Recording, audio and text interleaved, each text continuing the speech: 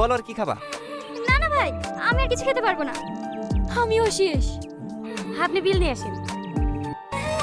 Sir বিল? হ্যাঁ হ্যাঁ।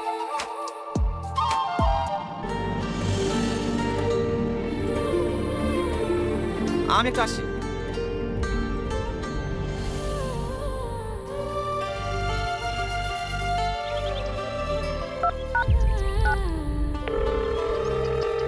Hello Osman.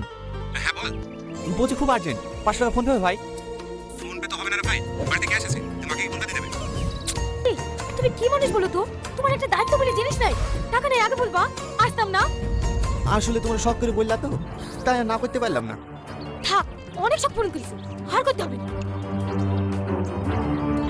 ধরো, যাও বিলটা দিয়ে দাও গা। সালমা, এই না তোমার টাকা। কিসের টাকা? ওই তুমি সেদিন রেস্টুরেন্টে দিলা। তুমি টাকা কোথায় পেলা? ওই আরিফ ভাইয়ের সাথে। টাকা দিছো? না মানে সামনে এসে বেতন পাঠিয়ে দিয়ে দেবো। সরি, ছি ছি ছি ছি ছি। লজ্জা করে না তোমার? লোকের কাছে হাত পাততে? এত খারাপ দিন চলে আমাদের। লোকের কাছে তারপর সংসার চালাতে হবে। দুদিন বাদে তো আমার গয়না বেঁচে খেতে লাগবে।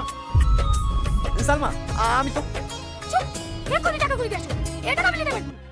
ও, বউয়ের কাছে টাকা নিতে বলে তোমার গায়ে পাচ্ছে। আর লোকের কাছে টাকা চাইতে তোমার লজ্জা লাগে না?